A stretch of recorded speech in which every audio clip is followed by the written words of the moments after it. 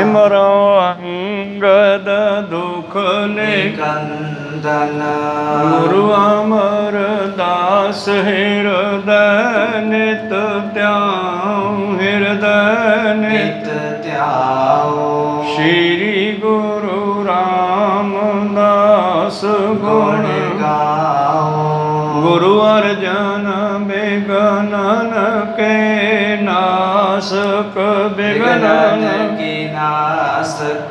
श्री हर गोबिंद सुमत परगासक। श्री हर राय नमो कर जोरी, नमो कर जोरी।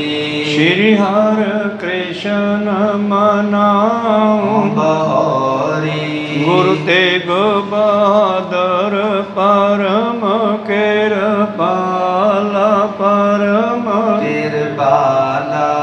श्री गुरु गोबिंद सिंह विशाला। तरो तरा पर पुन पुन सीसा, पुन पुन सीसा। मनो बार बार जगदीशा। एक ओंकारा सतगुरु प्रसाद सच होए।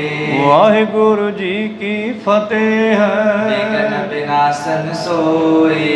वाहिगुरु जी की फतेह है। विघ्न विनाशन सोए। दोहरा श्री सतगुर हर राय की नाइत्य अग जाए। कर बंद पर प्रणाम को जेते नित सिद्ध आए।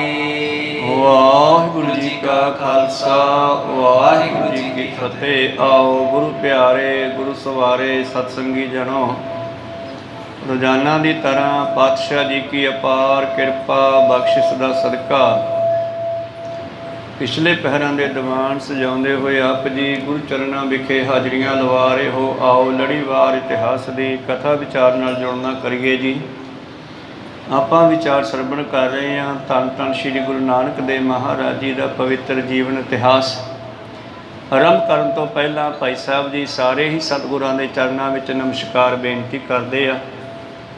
ਅੱਜ ਦੀ ਕਥਾ ਹੈ ਸਤਵੇਂ ਪਾਤਸ਼ਾਹ ਜੀ ਦੇ ਪ੍ਰਥਾਏ ਕਿਵੇਂ ਮੰਗਲਾਚਰਨ ਕਰਦੇ ਆ। ਆਓ ਸਰਵਣ ਕਰੀਏ। ਉਸ ਤੋਂ ਪਹਿਲਾਂ ਗੁਰੂ ਚਰਨਾਂ ਵਿੱਚ ਲਵਾਈਏ ਹਾਜ਼ਰੀਆਂ। ਗੁਰੂ ਕਾ ਬਖਸ਼ਿਆ ਫਤਿਹ ਦਾ ਨਾਅਰਾ ਕਰੀਏ ਬੁਲੰਦ ਗੱਜ ਕੇ ਆਖੀਏ ਜੀ ਵਾਹਿਗੁਰੂ ਜੀ ਕਾ ਖਾਲਸਾ ਵਾਹਿਗੁਰੂ ਜੀ ਕੀ ਫਤਿਹ। ਦੋਹਰਾ श्री सतगुर हर राय की न्यायते अग जाए।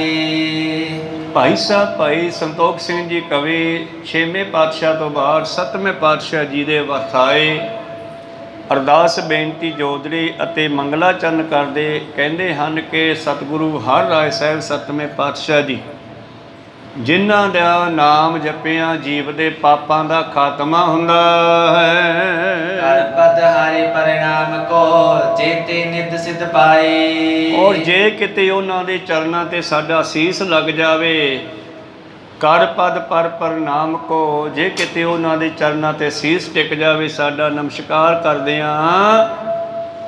ਨਿੱਧ ਸਿੱਧ 9 ਨਿਧੀਆਂ 18 ਸਿੱਧੀਆਂ ਸਾਰੀਆਂ ਦਾਤਾਂ ਪ੍ਰਾਪਤ ਹੁੰਦੀਆਂ ਹਨ। ਸਵਈਆ ਪੰਕ ਵਿਖੀ ਬਸਤਾ ਰਸ ਮੈਂ ਰਸ ਉਰਤ ਕੋ ਨਿਸਰਾ ਸਰਸੀਰੋ। ਹੁਣ ਇੱਥੇ ਭਾਈ ਸਾਹਿਬ ਜੀ ਕਮਲ ਫੁੱਲ ਦੀ ਮਹਿਮਾ ਸਤਿਗੁਰ ਦੇ ਚਰਨਾਂ ਨਾਲ ਕਰਦੇ ਆ। ਕਵੀਆਂ ਨੇ ਜਦੋਂ ਸਤਿਗੁਰਾਂ ਦੀ ਮਹਿਮਾ ਕੀਤੀ ਹੈ ਤੇ ਉਹਨਾਂ ਨੂੰ ਚਰਨ ਕਮਲ ਕਿਹਾ ਤੇ ਕਮਲ ਇੱਕ ਫੁੱਲ ਹੁੰਦਾ ਹੈ। ਤੇ ਭਾਈ ਸਾਹਿਬ ਜੀ ਕਹਿੰਦੇ ਜਿਸ ਤਰ੍ਹਾਂ ਕਮਲ ਦਾ ਫੁੱਲ ਚਿੱਕੜ ਦੇ ਵਿੱਚ ਉਗਰਦਾ ਹੈ ਔਰ ਉਹ ਚਿੱਕੜ ਦੇ ਵਿੱਚ ਉੱਪਰ ਪਾਣੀ ਹੁੰਦਾ, ਪਾਣੀ ਵਿੱਚ ਵੱਧਦਾ ਹੈ, ਫੁੱਲਦਾ ਹੈ ਔਰ ਨਿਸਰਾ ਕਹਿੰਦੇ ਆ ਨਿਸਰਨਾ ਭਾਵ ਖਿੜਨਾ। ਤੇ ਉਹ ਕਮਲ ਦਾ ਫੁੱਲ ਪਾਣੀ ਤੋਂ ਉੱਪਰ ਹੋ ਕੇ 2 ਉਂਗਲਾਂ ਉਹਦੀ ਡੰਡੀ 2-4 ਉਂਗਲਾਂ ਪਾਣੀ ਤੋਂ ਉੱਚੀ ਰਹਿੰਦੀ ਹੈ ਔਰ ਫੁੱਲ ਜਦੋਂ ਖਿੜਦਾ ਹੈ। ਗਰੀਬ ਲੋ ਨੀਰ ਮੈਂ ਤੀਰ ਤਰੇ ਇੱਕ ਪੈਰ ਕਰੋ ਥਿਰ ਹੈ ਬਰਵ ਹੀਰੋ। ਔਰ ਧੌਣ ਤੱਕ ਭਾਵ 4 ਉਂਗਲਾਂ ਉੱਚਾ ਪਾਣੀ ਤੋਂ। ਜਿਵੇਂ ਕਈ ਲੋਕ ਜਿਹੜੇ ਹਨ ਪਾਣੀ ਵਿੱਚ ਖੜ੍ਹ ਕੇ ਵੀ ਤਪੱਸਿਆ ਕਰਦੇ ਆ ਭਾਈ ਸਾਹਿਬ ਜੀ ਕਹਿੰਦੇ ਕਮਲ ਦਾ ਫੁੱਲ ਵੀ ਬੜੀ ਤਪੱਸਿਆ ਕਰਦਾ ਬਈ, ਚਿੱਕੜ ਦੇ ਵਿੱਚ ਉਗਰਦਾ ਹੈ, ਪਾਣੀ ਦੇ ਵਿੱਚ ਵੱਧਦਾ ਫੁੱਲਦਾ ਹੈ, ਔਰ ਧੌਣ ਤੱਕ ਪਾਣੀ ਅਤੇ ਚਿੱਕੜ ਵਿੱਚ ਡੁੱਬਿਆ ਖੜਾ ਰਹਿੰਦਾ, ਬੜਾ ਧੀਰਜ ਧਰ ਕੇ, ਮਾਨੋ ਇੱਕ ਪੈਰ ਤੇ ਔਰ ਥਿਰ ਹੋਵੇ ਰਬ ਹੇਰੋ, ਔਰ ਆਪਣੇ ਮਾਲਕ ਸੂਰਜ ਨੂੰ ਦੇਖਦਾ ਰਹਿੰਦਾ। ਧਿਆਨ ਉਸ ਦਾ ਕਮਲ ਦੇ ਫੁੱਲ ਦਾ ਸੂਰਜ ਵਿੱਚ ਹੈ।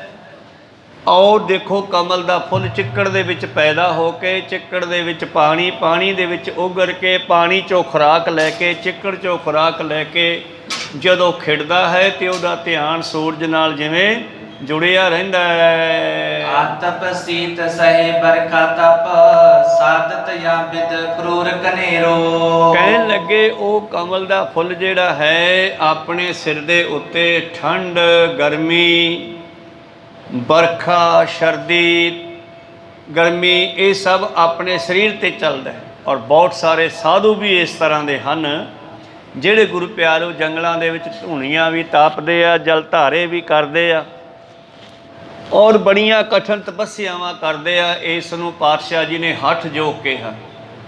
ਭਾਵੇਂ ਉਦਾਹਰਨ ਕਮਲ ਦੇ ਫੁੱਲ ਦੀ ਵੀ ਹੈ, ਪਰ ਉਹਨਾਂ ਸਾਧਾਂ ਦੀ ਤਪੱਸਿਆ ਦੀ ਵੀ ਹੈ। ਕਹਿੰਦੇ ਚਲੋ ਇਹ ਕਮਲ ਦਾ ਫੁੱਲ ਆਪਣੇ ਸਰੀਰ 'ਤੇ ਗਰਮੀ, ਸਰਦੀ, ਬਰਖਾ ਸਭ ਕੁਝ ਝੱਲਦਾ ਹੋਇਆ ਉਸ ਆਪਣੇ ਮਾਲਕ ਭਾਵ ਆਪਣੇ ਅਰਾਧਿਆ ਸੂਰਜ ਨੂੰ ਦੇਖਦਾ ਰਹਿੰਦਾ। ਬੜੇ ਔਖੇ ਸਮੇਂ ਆਪਣੇ ਉੱਤੇ ਝੱਲਦਾ ਹੈ। ਸ਼੍ਰੀ ਹਰਿ ਰਾਇ ਕੀ ਪਾਈ ਸਮਾਨਤਾ, ਪਾਈ ਨਾ ਕੁੰਜ ਉਪਾਈ ਬਤੀਰੋ। ਪਰ ਸੱਚ ਜਾਣਿਓ ਜਿਹੜਾ ਕਮਲ ਦਾ ਫੁੱਲ ਹੈ ਇਹ ਗੁਰੂ ਹਰਿ ਰਾਇ ਜੀ ਦੇ ਚਰਨਾਂ ਦੀ ਬਰਾਬਰੀ ਨਹੀਂ ਕਰ ਸਕਦਾ,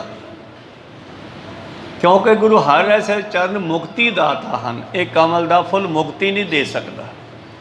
ਰਿੱਧੀਆਂ ਸਿੱਧੀਆਂ ਪ੍ਰਾਪਤ ਹੋ ਸਕਦੀਆਂ, ਜਲ ਧਾਰੇ ਕਰਕੇ, ਤਪ ਕਰਕੇ ਰਿੱਧੀਆਂ ਸਿੱਧੀਆਂ ਨੂੰ ਪ੍ਰਾਪਤ ਕੀਤਾ ਜਾ ਸਕਦਾ ਹੈ, ਪਰ ਮੁਕਤੀ ਨਹੀਂ ਆ ਉੱਥੇ।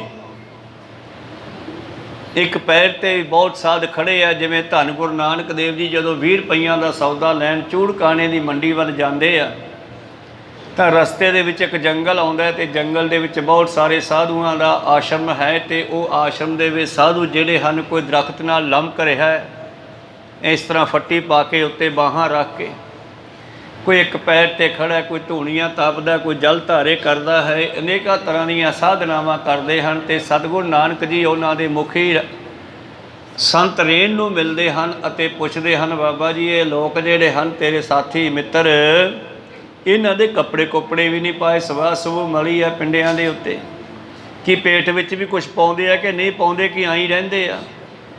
ਉਹ ਸਾਧੂ ਸੰਤ ਰੇਣ ਕਹਿਣ ਲੱਗਿਆ, ਬਾਬਾ ਜੀ ਅਸੀਂ ਪਰਮੇਸ਼ਰ ਦੀ ਕਿਰਪਾ ਸਦਕਾ ਸਬਰ ਸੰਤੋਖ ਵਿੱਚ ਦੇ ਆਸਣ 'ਤੇ ਬੈਠੇ ਹਾਂ, ਜੇ ਇੱਥੇ ਕੁਝ ਆ ਗਿਆ ਤਾਂ ਛਕ ਲੈਂਦੇ ਆ, ਨਹੀਂ ਤਾਂ ਫਿਰ ਬਈ ਉਹਦੀ ਮਰਜ਼ੀ ਆ।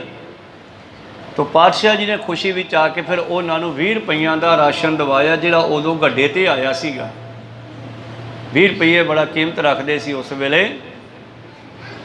ਤੋ ਇਸ ਕਰਕੇ ਉਹ ਸਾਰੇ ਧੂਣੀਆਂ ਤਾਪਦੇ ਆ, ਜਲ ਧਾਰੇ ਕਰਦੇ ਆ, ਪਰ ਮੁਕਤੀ ਨਹੀਂ ਹੈ। ਸੁੱਖ ਪ੍ਰਾਪਤ ਹੋ ਜਾਂਦੇ ਹੈ, ਮੁਕਤੀ ਗੁਰੂ ਨਾਨਕ ਦੇ ਚਰਨਾਂ ਨਾਲ ਜੁੜ ਕੇ ਹੀ ਮਿਲਣੀ ਹੈ। ਗੁਰੂ ਨੇ ਗਿਆਨ ਦੇਣਾ ਹੈ ਔਰ ਕਿਰਪਾ ਕਰਕੇ ਸਾਡੀ ਮੁਕਤੀ ਕਰਨੀ ਹੈ। ਐਸੇ ਸਤਿਗੁਰੂ ਹਰਿ ਰਾਇ ਸਾਹਿਬ ਜੀ ਮਹਾਰਾਜ ਜਿਨ੍ਹਾਂ ਦੀ ਸਿਫਤ ਕਰਦੇ ਭਾਈ ਸਾਹਿਬ ਜੀ ਕਹਿੰਦੇ ਇਹ ਕਮਲ ਦੇ ਫੁੱਲ ਦੀ ਇੰਨੀ ਘਾਲਣਾ ਹੈ। ਠੀਕ ਹੈ, ਕਮਲ ਦਾ ਫੁੱਲ ਬੜਾ ਸੁੰਦਰ ਹੈ, ਪਰ ਗੁਰੂ ਪਾਤਸ਼ਾਹ ਤੇਰੇ ਚਰਨ ਕਮਲਾਂ ਦੀ ਬਰਾਬਰੀ ਨਹੀਂ ਕਰ ਸਕਦਾ। ਦੋਹਰਾ ਦਰਸ਼ਨ ਸ਼੍ਰੀ ਹਰਿ ਰਾਇ ਕ੍ਰਿਸ਼ਨ ਕੋ, ਨਿਪੁੰਨ ਹਰਨ ਜੁਰਤੀਨ। ਅੱਗੇ 8ਵੇਂ ਪਾਤਸ਼ਾਹ ਜੀ ਦੀ ਮਹਿਮਾ ਕਰਦੇ ਭਾਈ ਸਾਹਿਬ ਜੀ ਕਹਿੰਦੇ ਆਓ ਸ਼੍ਰੀ ਹਰਿਕ੍ਰਿਸ਼ਨ ਮਹਾਰਾਜ ਜੀ ਦੇ ਦਰਸ਼ਨ ਕਰੀਏ। ਨਿਪੁੰਨ ਸਰਵ ਕਲਾ ਸਮਰੱਥ ਹਨ, ਤੀਨੇ ਤਾਪ ਨਿਵਾਰਨ ਹਾਰਾ, ਦੁਖ ਹੰਤਾ ਸੁਖ ਰਾਸ, ਤਾਕੋ ਬਿਗਨ ਨ ਕੋ ਲਾਗੇ, ਜਾ ਕੀ ਪ੍ਰਭ ਆਗੇ ਅਰਦਾਸ। ਭਾਵੇਂ ਕਿ ਦਸਾਂ ਹਨ ਗੁਰੂਆਂ ਦੇ ਪਰਥਾਏ ਭਾਈ ਸਾਹਿਬ ਜੀ ਜਿਹੜੀ ਹੈ ਮੰਗਲਾ ਚਰਨ ਅਰਦਾਸਾਂ ਬੇਨਤੀਆਂ ਜੋਦੜੀਆਂ ਕਰਦੇ ਆ, ਪਰ ਅੱਗੇ ਚੱਲ ਕੇ ਜੋਤ ਇੱਕੋ ਹੀ ਆ। ਇੱਕੋ ਜੋਤ ਦੇ ਅਨੇਕਾਂ ਕਾਰਜ ਹਨ। ਬਾਬੇ ਨਾਨਕ ਨੇ ਪਹਿਲੇ ਜਾਮੇ 4 ਉਦਾਸੀਆਂ ਲਾਈਆਂ, ਦੂਬੇ ਜਾਮੇ ਵਿੱਚ ਖਡੂਰ ਸਾਹਿਬ ਬੈਠ ਕੇ ਪ੍ਰਚਾਰ ਕੀਤਾ, ਤੀਜੇ ਜਾਮੇ ਵਿੱਚ ਤੀਜੇ ਪਾਤਸ਼ਾਹ ਜੀ ਨੇ ਗੋਇੰਦਵਾਲ ਸਾਹਿਬ ਬੈਠ ਕੇ ਪ੍ਰਚਾਰ ਕੀਤਾ, ਤੇ ਪ੍ਰਚਾਰ ਲਈ 22 ਮੰਜੀਆਂ ਥਾਪੀਆਂ, ਆਪਣੇ ਸਿੱਖਾਂ ਨੂੰ ਬਖਸ਼ਾਂ ਕਰਕੇ ਭੇਜਿਆ। ਚੌਥੇ ਜਾਮੇ ਦੇ ਵਿੱਚ ਪਾਤਸ਼ਾਹ ਜੀ ਨੇ ਸਾਡਾ ਇੱਕ ਕੇਂਦਰੀ ਸਥਾਨ ਪ੍ਰਾਪਤ ਦਿੱਤਾ ਸਾਨੂੰ। ਸ੍ਰੀ ਹਰਿਮੰਦਰ ਸਾਹਿਬ ਅੰਮ੍ਰਿਤਸਰ ਸਾਹਿਬ ਸਿੱਖੀ ਦਾ ਇੱਕ ਧੁਰਾ ਕਾਇਮ ਕੀਤਾ, ਜਿਸ ਦੇ ਨਾਲ ਸਾਰੇ ਸੰਸਾਰ ਦੀ ਸਿੱਖੀ ਨੂੰ ਜੋੜਿਆ ਗਿਆ। ਪੰਜਵੇਂ ਪਾਤਸ਼ਾਹ ਜੀ ਨੇ ਪੰਜਵੇਂ ਜਾਮੇ ਵਿੱਚ ਗੁਰੂ ਨਾਨਕ ਨੇ ਸਾਰੀ ਜਿੰਨੀ ਗੁਰਬਾਣੀ ਇਹ ਤੋਂ ਪਹਿਲਾਂ ਰਚੀ ਸੀ ਇੱਕ ਥਾਂ ਇਕੱਤਰ ਕੀਤੀ, ਔਰ ਉਸ ਦਾ ਪ੍ਰਕਾਸ਼ ਦਾ ਅਸਥਾਨ ਸ੍ਰੀ ਹਰਿਮੰਦਰ ਸਾਹਿਬ ਦੇ ਵਿੱਚ ਗੁਰੂ ਪਿਆਰਿਓ ਤਿਆਰ ਕੀਤਾ। ਤੇ ਜਦੋਂ ਵੇਖਿਆ ਕਿ ਪੰਜਵੇਂ ਪਾਤਸ਼ਾਹ ਜੀ ਨੂੰ ਸ਼ਹੀਦ ਕਰ ਦਿੱਤਾ ਗਿਆ, ਤੇ ਫਿਰ ਛੇਵੇਂ ਜਾਮੇ ਦੇ ਵਿੱਚ ਤਲਵਾਰ ਚੱਕੀ, ਬਈ ਐਂ ਤਾਂ ਸਾਨੂੰ ਮਾਲਾ ਵੀ ਨਹੀਂ ਫੇਰਨ ਦੇਣੀ ਇਹਨਾਂ ਨੇ। ਕਹੋ ਸਤਿਨਾਮ। ਜੇ ਸਾਡੀ ਫਸਲ ਜਦ ਤਕੜੀ ਹੁੰਦੀ ਆ, ਜ਼ਿਮੀਂਦਾਰ ਫਸਲ ਬੀਜਦਾ ਹੈ, ਜਦੋਂ ਫਲ 'ਤੇ ਆਉਂਦੀ ਆ, ਹਰੀ ਕਚਾਰ ਹੁੰਦੀ ਆ, ਅਵਾਰਾ ਪਸ਼ੂ ਖਾਂਦੇ ਆ, ਤਾਂ ਜ਼ਿਮੀਂਦਾਰ ਨੂੰ ਕੰਡਿਆਂ ਵਾਲੀਆਂ ਤਾਰਾਂ ਲਾਉਣੀਆਂ ਪੈਂਦੀਆਂ, ਵਾੜ ਕਰਨੀ ਪੈਂਦੀ ਆ ਫਸਲ ਬਚਾਉਣ ਵਾਸਤੇ। ਜੇ ਸਤਿਗੁਰਾਂ ਨੇ ਤਲਵਾਰ ਚੱਕੀ ਹੈ ਤੇ ਸਿੱਖੀ ਨੂੰ ਬਚਾਉਣ ਵਾਸਤੇ। ਸਮਝ ਲਿਓ ਸਾਧੂ ਸਭ ਮਨਮੰ ਯਾਹੀ ਕਾਜ ਧਰਾਹਮ ਜਨਮੰ ਧਰਮ ਚਲਾਵਨ ਸੰਤਿਓ ਭਾਨ ਦੁਸ਼ਟ ਸਬਨ ਕੋ ਮੂਲ ਉਪਾੜ। ਸੱਚ ਜਾਣਿਓ ਮੇਰੇ ਆਉਣ ਦਾ ਇਹੋ ਹੀ ਕਾਰਨ ਹੈ, ਧਰਮ ਨੂੰ ਕਾਇਮ ਕਰਨਾ, ਸਾਧੂਆਂ ਸੰਤਾਂ ਨਾਮ ਜਪਣ ਵਾਲਿਆਂ ਦੀ ਰੱਖਿਆ ਕਰਨੀ ਤੇ ਦੁਸ਼ਟਾਂ ਦੀਆਂ ਜੜ੍ਹਾਂ ਪੱਟਣੀਆਂ। ਕਹੋ ਸਤਿਨਾਮ। ਦੋ ਤਲਵਾਰੀ ਬੱਧੀਆਂ, ਇੱਕ ਮੇਰੀ ਦੀ ਇੱਕ ਪੀਰੀ ਦੀ, ਇੱਕ ਅਜਮਾਂ ਦੀ ਇੱਕ ਰਾਜ ਦੀ, ਇੱਕ ਰਾਖੀ ਕਰੇ ਵਜ਼ੀਰੀ ਦੀ। ਇਹ ਜੋ ਦੋ ਤਲਵਾਰਾਂ ਪਾਤਸ਼ਾਹ ਨੇ ਪਹਿਨੀਆਂ, ਇੱਕ ਮੇਰੀ ਦੀ ਭਾਵ ਜਿਹੜੀ ਰਾਜਨੀਤੀ ਸੀਗੀ ਉਸ ਨੂੰ ਵੀ ਕੈਚ ਕਰ ਲਿਆ। ਰਾਜਨੀਤੀ ਖਰਾਬ ਹੋ ਰਹੀ ਸੀ, ਰਾਜਨੀਤੀ ਨੂੰ ਵੀ ਸਿੱਧੇ ਰਸਤੇ ਪਾਉਣ ਵਾਲੇ ਹਰਗੋਬਿੰਦ ਸਾਹਿਬ ਹਨ। ਕਹੋ ਸਤਿਨਾਮ। ਔਰ ਸਿੱਖੀ ਨੂੰ ਵੀ ਰਸਤਾ ਦੇਣ ਵਾਲੇ ਹੈ। ਮੇਰੀ ਤੋਂ ਭਾਵ ਰਾਜਨੀਤੀ ਤੇ ਪੀਰੀ ਤੋਂ ਭਾਵ ਫਕੀਰੀ, ਜੋ ਗੁਰੂ ਨਾਨਕ ਦੇ ਘਰ ਵਿੱਚ ਪਹਿਲੇ ਜਾਮੇ ਤੋਂ ਸ਼ੁਰੂ ਹੋਈ ਹੈ, ਭਗਤੀ ਦਾ ਇਲਾਕਾ। ਇਸ ਤਰ੍ਹਾਂ ਗੁਰੂ ਪਿਆਰਿਓ ਛੇਵੇਂ ਪਾਤਸ਼ਾਹ ਨੇ ਫਿਰ ਦੋ ਤਲਵਾਰਾਂ ਚੱਕੀਆਂ, ਫੌਜਾਂ ਤਿਆਰ ਕੀਤੀਆਂ, ਔਰ ਉਹ ਦੁਸ਼ਟ ਜਿਹੜੇ ਨਾਮ ਜਪਣ ਵਾਲਿਆਂ ਨੂੰ ਦੁੱਖ ਦਿੰਦੇ ਸੀ ਉਹਨਾਂ ਨੂੰ ਸੋਧਣਾ ਸ਼ੁਰੂ ਕੀਤਾ। ਸੱਤਵੇਂ ਜਾਮੇ ਦੇ ਵਿੱਚ ਛੇਵੇਂ ਪਾਤਸ਼ਾਹ ਨੇ ਹੁਕਮ ਲਾਇਆ। ਜਦ ਪੁੱਛਿਆ ਪਾਤਸ਼ਾਹ ਤੁਸੀਂ ਜੰਗ ਜੁੱਧ ਕੀਤੇ, ਸਾਨੂੰ ਅੱਗੇ ਕੀ ਹੁਕਮ ਹੈ? ਕਹਿੰਦੇ ਤੁਸੀਂ ਜੰਗ ਨਹੀਂ ਕਰਨੀ, ਸਾਨੂੰ ਜੰਗ ਕਰਨ ਦੀ ਲੋੜ ਨਹੀਂ ਪੈਣੀ, ਤੁਸੀਂ ਪ੍ਰਚਾਰ ਕਰੋ ਸਿੱਖੀ ਦਾ ਢੰਗ ਨਾਲ, ਪਰ ਫੌਜ ਬਣਾਈ ਰੱਖੋ। 2200 ਘੋੜਸਵਾਰ ਫੌਜ ਸੱਤਵੇਂ ਪਾਤਸ਼ਾਹ ਨਾਲ ਹਮੇਸ਼ਾ ਰਹੀ ਹੈ, ਪਰ ਉਹਨਾਂ ਨੇ ਕੋਈ ਜੰਗ ਨਹੀਂ ਕੀਤਾ। ਤੇ ਕਿਉਂਕਿ ਛੇਵੇਂ ਪਾਤਸ਼ਾਹ ਬਚਨ ਕਰ ਗਏ, ਹਰ ਰਾਏ ਜੀ ਜਿਹੜਾ ਤੁਹਾਡੇ ਤੇ ਚੜ੍ਹ ਕੇ ਆਵੇਗਾ ਰਾਹ 'ਚ ਹੀ ਮਾਰਿਆ ਜਾਵੇਗਾ। ਇੱਦਾਂ ਹੀ ਹੋਇਆ। ਕਈ ਵਾਰੀ ਸ਼ਾਹਜਹਾਂ ਨੇ, ਔਰੰਗਜ਼ੇਬ ਵਰਗੀ ਇਹਨਾਂ ਨੇ, ਗੁਰੂ ਪਿਆਰਿਓ ਸ਼ਾਹਜਹਾਂ ਵਰਗਿਆਂ ਨੇ ਫੌਜਾਂ ਭੇਜੀਆਂ ਸੱਤਵੇਂ ਪਾਤਸ਼ਾਹ ਵੱਲ ਚੜ੍ਹਾ ਕੇ, ਪਰ ਰਸਤੇ ਵਿੱਚ ਹੀ ਖਤਮ ਹੁੰਦੀਆਂ ਰਹੀਆਂ। ਫਿਰ ਅੱਠਵੇਂ ਪਾਤਸ਼ਾਹ ਜੀ ਦੇ ਬਚਨ ਕਰ ਰਹੇ ਹਨ ਕਿ ਅੱਠਵੇਂ ਪਾਤਸ਼ਾਹ ਜੀ ਦੀ ਉਮਰ ਜਿਹੜੀ ਹੈ 5 ਸਾਲ ਦੀ ਉਮਰ ਵਿੱਚ ਗੁਰਤਾ ਗੱਦੀ ਦੀ ਜੋਤ ਨਾਨਕ ਜੀ ਦੀ ਉਹਨਾਂ ਵਿੱਚ ਟਿਕ ਗਈ ਹੈ। ਹੁਣ ਅੱਠਵੇਂ ਪਾਤਸ਼ਾਹ ਵਿੱਚ ਇੰਨੀ ਸ਼ਕਤੀ ਆ, ਉਹ ਜੋਤ ਨੇ ਕੀ ਕਾਰਜ ਕੀਤਾ? ਇੱਕ ਤਾਂ ਗਿਆਨ ਦਾ ਕੰਮ ਦਿੱਤਾ। ਕਿਉਂ? ਮਨੁੱਖ ਦੇ ਜਿਹੜੇ ਤਿੰਨੇ ਤਾਪ ਆਦਿ ਵਿਆਧੀ ਉਪਾਧੀ ਰੋਗ ਹੈ, ਮਨੁੱਖ ਦੇ ਈਰਖਾ ਦੋਈ ਦਵੈਤ ਪੰਜਾਂ ਵਿਕਾਰਾਂ ਤੋਂ ਪੈਦਾ ਹੋਣ ਵਾਲੀਆਂ ਅਨੇਕਾਂ ਬਿਮਾਰੀਆਂ ਹਨ, ਇਹਨਾਂ ਨੂੰ ਗਿਆਨ ਦੇ ਨਾਲ ਹੀ ਦੂਰ ਕੀਤਾ ਜਾ ਸਕਦਾ। ਤੇ ਹਰਿਕ੍ਰਿਸ਼ਨ ਜੀ ਨੇ ਇਹ ਕਾਰਜ ਕੀਤਾ, ਤੇ ਉਹਨਾਂ ਦੇ ਦਰਸ਼ਨ ਕਰਿਆ ਹੀ ਦਿੱਲੀ ਦੇ ਵਿੱਚ ਜੋ ਬਿਮਾਰੀ ਫੈਲੀ ਸੀ ਚੇਤਕ ਦੀ, ਉਹਨਾਂ ਦੇ ਦਰਸ਼ਨਾਂ ਨਾਲ ਹੀ ਦਿੱਲੀ ਦੇ ਲੋਕਾਂ ਨੂੰ ਜਿਹੜਾ ਉਸ ਬਿਮਾਰੀ ਤੋਂ ਬਚਾਉਣਾ ਕੀਤਾ। ਭਾਈ ਸਾਹਿਬ ਜੀ ਅੱਠਵੇਂ ਪਾਤਸ਼ਾਹ ਜੀ ਗੱਲ ਕਰਦੇ ਹਨ ਕਿ ਸਤਿਗੁਰੂ ਹਰਿਕ੍ਰਿਸ਼ਨ ਧਿਆਈ ਹੈ, ਜਿਸ ਡਿਠੈ ਸਭ ਦੁੱਖ ਜਾਏ, ਸਭ ਥਾਈ ਹੋਏ ਸਹਾਏ, ਸਭ ਥਾਈ ਹੋਏ ਸਹਾਏ। ਉਹ ਸਾਡੇ ਤਿੰਨਾਂ ਤਾਪਾਂ ਨੂੰ ਹਰਨ ਵਿੱਚ, ਕਾਬੂ ਕਰ ਲੈਣ ਵਿੱਚ, ਸਾਡੇ ਵਿੱਚੋਂ ਭਜਾਉਣ ਦੇ ਵਿੱਚ ਕਾਬਲ ਹਨ। ਔਰ ਮੈਂ ਐਸੇ ਹਰਿਕ੍ਰਿਸ਼ਨ ਮਹਾਰਾਜ ਜੀ ਨੂੰ ਚਰਨ ਮਨੋਹਰ ਬੰਦਨਾ ਜਿਨ ਸਿੱਖਨ ਸੁਖ ਕੀਨਾ। ਉਹਨਾਂ ਦੇ ਚਰਨ ਮਨੋਹਰ, ਉਹਨਾਂ ਦੇ ਚਰਨ ਸਾਡੇ ਮਨ ਨੂੰ ਹਰ ਲੈਂਦੇ ਆ। ਸਾਨੂੰ ਸਭ ਕੁਝ ਭੁੱਲ ਜਾਂਦਾ ਜਦੋਂ ਹਰਿਕ੍ਰਿਸ਼ਨ ਜੀ ਦੇ ਦਰਸ਼ਨ ਹੋ ਜਾਣ। ਕਹੋ ਸਤਿਨਾਮ। ਉਹਨਾਂ ਦੇ ਮਨੋਹਰ ਮਨ ਨੂੰ ਮੋਹ ਲੈਣ ਵਾਲੇ ਚਰਨਾਂ ਵਿੱਚ ਮੇਰੀ ਬੰਦਨਾ ਹੈ, ਜਿਨੇ ਆਪਣੇ ਸਿੱਖਾਂ ਨੂੰ ਬੇਅੰਤ ਸੁੱਖ ਦਿੱਤੇ। ਭਾਵੇਂ ਜੀਵਨ ਦੀ ਅਵਸਥਾ ਉਹਨਾਂ ਨੇ 8 ਸਾਲ ਹੀ ਬਤੀਤ ਕੀਤੀ ਆ, ਪਰ 8 ਸਾਲਾਂ ਵਿੱਚ ਵੀ ਵੱਡੇ ਕਾਰਜ ਕਰ ਗਏ। ਫਿਰ 9ਵੇਂ ਪਾਤਸ਼ਾਹ ਜੀ ਦੇ ਕੋਲ ਜੋਤ ਆਈ ਆ, ਤੇ 9ਵੇਂ ਪਾਤਸ਼ਾਹ ਜੀ ਦੇ ਪਰਥਾਏ ਅੱਗੇ ਕੀ ਕਹਿਣਗੇ ਭਾਈ ਸਾਹਿਬ ਆਪਾਂ ਸਰਵਣ ਕਰਾਂਗੇ। ਹਰਿਕ੍ਰਿਸ਼ਨ ਜੀ ਦੀ ਮਹਿਮਾ ਕਿਵੇਂ ਕਰਦੇ ਹਨ। ਅਮਲ ਕਮਲ ਜਗ ਅਰਨ ਲਲਤ ਪਲ ਤਾਕੇ ਦਲ ਅਵਲੀ ਸੋ ਹਿਰਨ ਕੀ ਜਟੀ ਸੀ। ਸਤਿਗੁਰੂ ਹਰਿਕ੍ਰਿਸ਼ਨ ਮਹਾਰਾਜ ਜੀ ਦੇ ਚਰਨ ਅਮਲ ਕਮਲ ਲਾਲ ਰੰਗ ਦੇ, ਛੋਟੇ ਹੈ ਨਾ, ਛੋਟੇ ਲਾਲੀ ਚ ਹੁੰਦੇ ਆ ਬੱਚੇ ਦੇ ਚਰਨ, ਜਿਵੇਂ ਸਤਿਗੁਰਾਂ ਦੇ ਪਵਿੱਤਰ ਚਰਨ ਲਾਲ ਰੰਗ ਦੇ, ਬੜੇ ਮਨ ਨੂੰ ਮੋਹ ਲੈਣ ਵਾਲੇ ਹਨ। ਨਿਰਮਲ ਕਮਲ ਵਰਗੇ ਬੜੇ ਸੁੰਦਰ ਹਨ। ਉਹਨਾਂ ਦੀਆਂ ਉਂਗਲੀਆਂ ਦੇ ਅੱਗੇ ਜਿਹੜੇ ਪਵਿੱਤਰ ਨਹੁੰ ਹਨ ਉਹ ਮਾਨੋ ਜਿਵੇਂ ਹੀਰੇ ਜੜੇ ਹੋਣ। केदो उडपात हित आप चित लोक मात तजी नभ गत थित ऐसी बिद ठटी सी। ਔਰ ਮੈਨੂੰ ਇਉਂ ਲੱਗਦਾ ਹੈ ਜਿਵੇਂ ਤਾਰਿਆਂ ਦੇ ਸਮੂਹ ਨੇ ਆਪਣਾ ਭਲਾ ਸਮਝ ਕੇ ਆਕਾਸ਼ ਵਿੱਚ ਘੁੰਮਣਾ ਛੱਡ ਦਿੱਤਾ ਹੈ ਅਤੇ ਐਸੀ ਵਿਧ ਬਣਾਈ ਹੈ ਕਿ ਮਾਤ ਲੋਕ ਵਿੱਚ ਆ ਕੇ ਸਤਿਗੁਰ ਦੇ ਚਰਨਾਂ ਤੇ ਨਹੁੰ ਬਣ ਕੇ ਬੈਠ ਗਏ ਆਪਦੇ ਭਲੇ ਵਾਸਤੇ।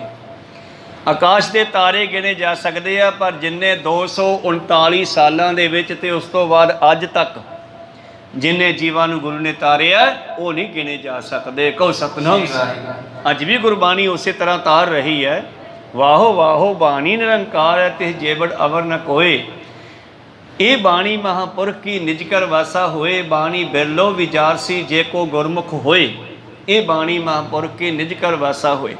ਤੋ 8ਵੇਂ ਪਾਤਸ਼ਾਹ ਜੀ ਦੇ ਪਰਥਾਏ ਕਹਿੰਦੇ ਮਾਨੋ ਮੈਨੂੰ ਐਂ ਲੱਗਦਾ ਜਿਵੇਂ ਆਕਾਸ਼ ਦੇ ਤਾਰੇ ਆਪਣੇ ਭਲੇ ਵਾਸਤੇ ਗੁਰੂ ਦੇ ਚਰਨਾਂ 'ਚ ਆ ਕੇ ਬਹਿ ਗਏ ਹੁਣ। केदो विश्वकर्मा ने सीखते मनन लेत कात हित खची बसे रमा साज कुटी सी। ਮੈਨੂੰ ਐਂ ਲੱਗਦਾ ਇਹ ਨਾ ਕਵੀ ਦੀ ਅੰਦਰ ਦੀ ਭਾਵਨਾ ਹੈ ਗੁਰੂਆਂ ਪਾਤਸ਼ਾਹ ਜੀ ਦੇ ਪ੍ਰਤੀ। ਕਹਿੰਦਾ ਮੈਨੂੰ ਐਂ ਲੱਗਦਾ ਜਿਵੇਂ ਵਿਸ਼ਵਕਰਮਾ ਨੇ ਸ਼ੇਸ਼ ਨਾਗ ਪਾਸੋਂ ਮਣੀਆਂ ਲੈ ਕੇ ਤੇ ਉਹਨਾਂ ਨੂੰ ਨਹੁੰ ਦੇ ਰੂਪ ਦੇ ਵਿੱਚ ਬਣਾ ਕੇ ਸਤਿਗੁਰ ਦੇ ਚਰਨਾਂ ਤੇ ਜੜ ਦਿੱਤਾ। ਕਹੋ ਸਤਿਨਾਮ। ਭਾਵ ਇਹ ਸੁੰਦਰਤਾ ਦੀ ਮਹਿਮਾ ਕਰਦੇ ਆ ਭਾਈ ਸਾਹਿਬ, ਅੰਦਰਲੀ ਜੋਤ ਦੀ ਤਾਕਤ ਦੀ ਗੱਲ ਵੀ ਕਰਦੇ ਆ ਤੇ ਉਹਨਾਂ ਦਾ ਸੁੰਦਰ ਸਰੂਪ ਵੀ ਐਸਾ ਹੈ ਜਿਸ ਪਰਥਾਏ ਅਰਦਾਸ ਵਿੱਚ ਲਿਖ ਦਿੱਤਾ।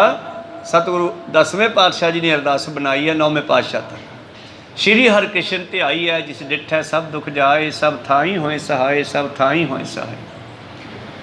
ਤਾਂ ਜਿਹੜੀ ਅਰਦਾਸ ਦੀ ਪਹਿਲੀ ਪੌੜੀ ਆ ਪ੍ਰਥਮ ਭਗਉਤੀ ਸਿਮਰ ਕੈ ਗੁਰੂ ਨਾਨਕ ਲਈ ਧਿਆਏ ਫਿਰ ਅੰਗਦ ਗੁਰ ਤੇ ਅਮਰਦਾਸ ਰਾਮਦਾਸਾਂ ਹੋਈ ਸਹਾਏ। ਅਰਜਨ ਹਰਗੋਬਿੰਦ ਨੂੰ ਸਿਮਰੋ ਸ੍ਰੀ ਹਰਿ ਰਾਏ ਸ੍ਰੀ ਹਰਿਕ੍ਰਿਸ਼ਨ ਧਿਆਈ ਹੈ ਜਿਸ ਡਿਠੈ ਸਭ ਦੁਖ ਜਾਏ। ਤੇਗ ਬਹਾਦਰ ਸਿਮਰਿਆ ਕਰਨੋ ਨਿਧਿ ਆਵੈ ਤਾਏ ਸਭ ਥਾਈ ਹੋਏ ਸਹਾਏ ਸਭ ਥਾਈ ਹੋਏ ਸਹਾਏ। ਇਹ ਪਹਿਲੀ ਪੌੜੀ ਅਰਦਾਸ ਦੀ ਗੁਰੂ ਗੋਬਿੰਦ ਸਿੰਘ ਜੀ ਨੇ ਰਚੀ ਹੈ।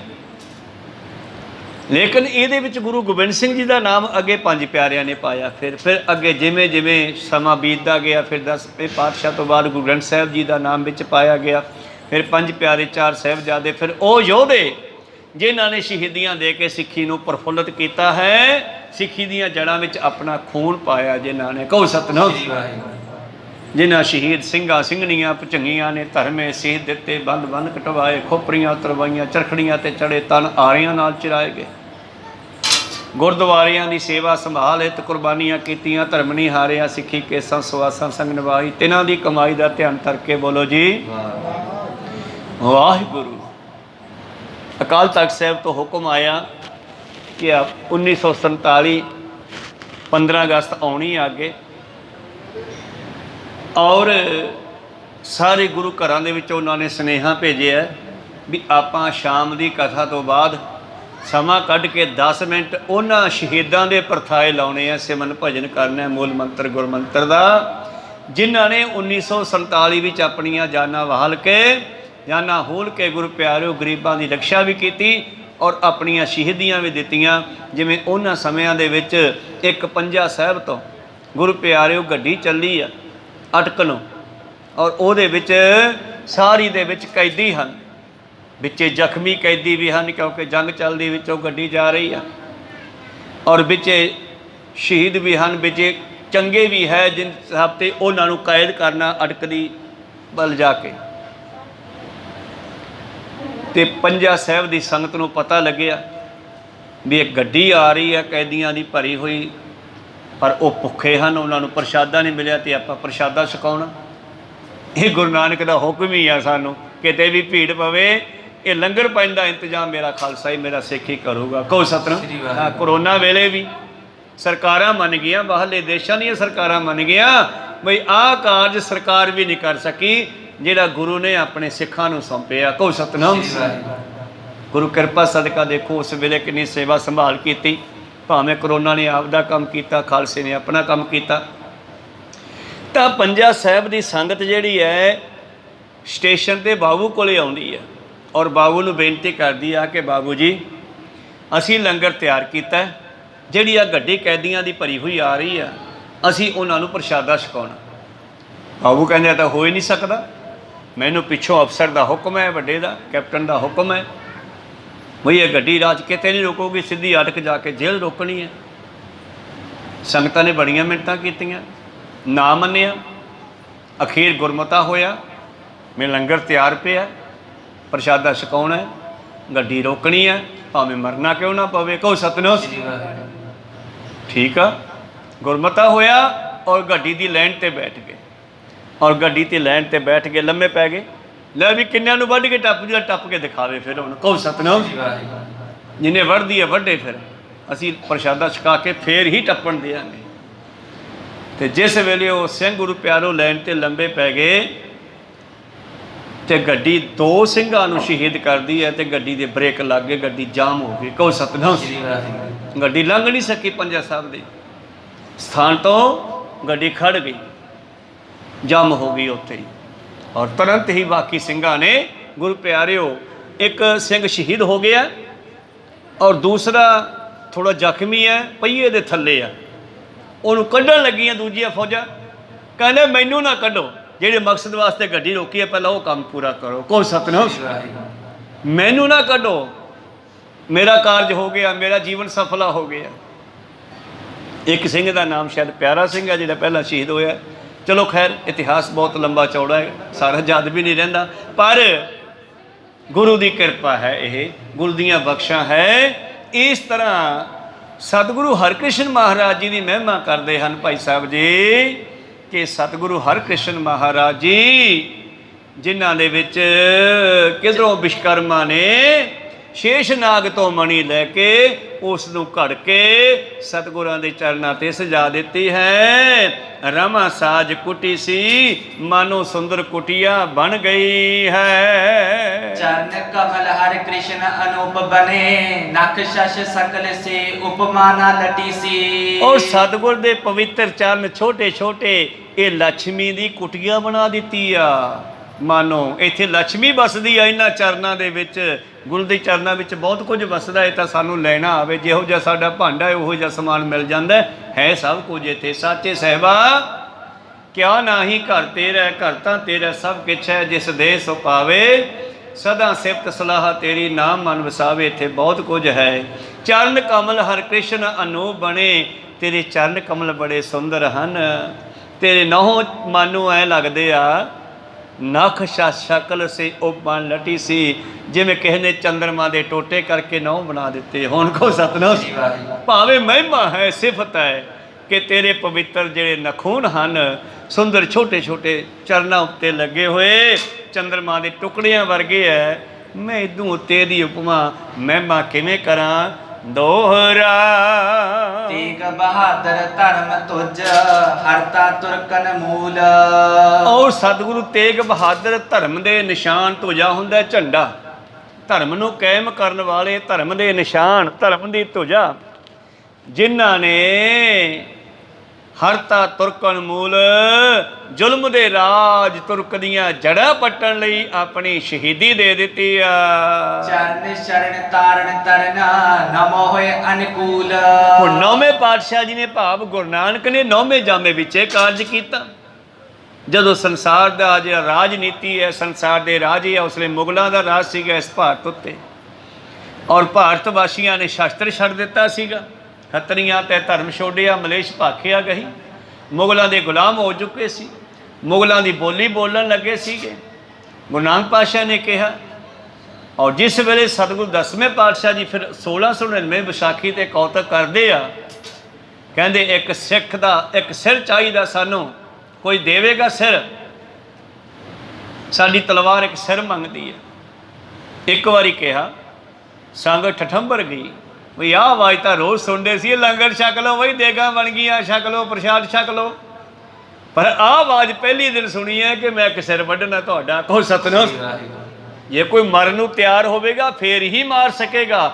ਖੁਦ ਦੀ ਆਪਣੀ ਜਾਨ ਤਲੀ ਤੇ ਧਰਨੀ ਪੈਂਦੀ ਹੈ ਜ਼ੁਲਮ ਨੂੰ ਖਤਮ ਕਰਨ ਵਾਸਤੇ। ਪਹਿਲਾਂ ਮਰਨ ਕਬੂਲ ਕਰ, ਜੀਵਨ ਕੀ ਸੜਿਆਸ ਹੋ ਸਭਨਾ ਕੀ ਰੇਣਕਾ, ਤੋਂ ਆਓ ਹਮਾਰੇ ਪਾਸ। तो इस तरह ਇਹ ਕਾਰਜ ਫਿਰ 10ਵੇਂ ਜਾਮੇ 'ਚ ਕੀਤਾ, ਪਰ ਉਸ ਤੋਂ ਪਹਿਲਾਂ ਨਿਮਰਤਾ ਸਹਿਤ 9ਵੇਂ ਜਾਮੇ ਦੇ ਵਿੱਚ ਔਰੰਗੇ ਨੂੰ ਸਮਝਾਇਆ ਵੀ ਰੁਕ ਜਾ, ਇਹ ਗਲਤ ਹੈ, ਤੂੰ ਲੋਕਾਂ ਦੇ ਧਰਮ ਨੂੰ ਖਤਮ ਕਰਨ 'ਤੇ ਤੁਲਿਆ ਹੋਇਆ ਹੈ, ਸਭ ਨੂੰ ਆਪੋ ਆਪਣੇ ਧਰਮ ਵਿੱਚ ਰਹਿਣਾ ਠੀਕ ਹੈ, ਪਰ ਉਹ ਇੰਨਾ ਤਵੱਸਵੀ ਸੀ ਔਰ ਇੰਨੇ ਆਪਣੇ ਧਰਮ ਨੂੰ ਜ਼ਿਆਦਾ ਹੀ ਪਿਆਰ ਕਰਦਾ ਸੀਗਾ ਕਿ ਆਮ ਲੋਕਾਂ ਨੂੰ, ਆਮ ਜਨਤਾ ਨੂੰ ਮੁਸਲਮਾਨ ਬਣਾਉਣ 'ਤੇ ਲੱਗਿਆ ਹੋਇਆ ਸੀ। ਤਾਂ ਗੁਰੂ ਤੇਗ ਬਹਾਦਰ ਪਿਆਰ ਸਹਿਤ ਸਮਝਾਉਣ ਗਏ ਆ ਉਹਨੂੰ ਦਿੱਲੀ ਦੇ ਵਿੱਚ। ਕਸ਼ਮੀਰ ਦੇ ਪੰਡਤਾਂ ਨੇ ਆ ਕੇ ਬੇਨਤੀਆਂ ਕੀਤੀਆਂ, ਮਹਾਰਾਜ ਭਾਰਤ ਦਾ ਜਿਹੜਾ ਧਰਮ ਹੈ ਉਹ ਖਤਮ ਹੋ ਜਾਵੇਗਾ ਜੇ ਇਸ ਔਰੰਗੇ ਨੂੰ ਕਿਸੇ ਰੋਕਿਆ ਨਾ। ਉਹਨੇ ਹੁਕਮ ਕੀਤਾ ਹੈ ਸਾਡੇ ਕਸ਼ਮੀਰ ਦਾ ਜਿਹੜਾ ਸੂਬੇਦਾਰ ਹੈ ਉਹ ਵੱਡੇ ਵੱਡੇ ਪੜ੍ਹੇ ਲਿਖੇ ਵਿਦਵਾਨ ਬ੍ਰਾਹਮਣਾਂ ਦਾ ਖਾਤਮਾ ਕਰਦਾ ਜਾ ਰਿਹਾ ਹੈ।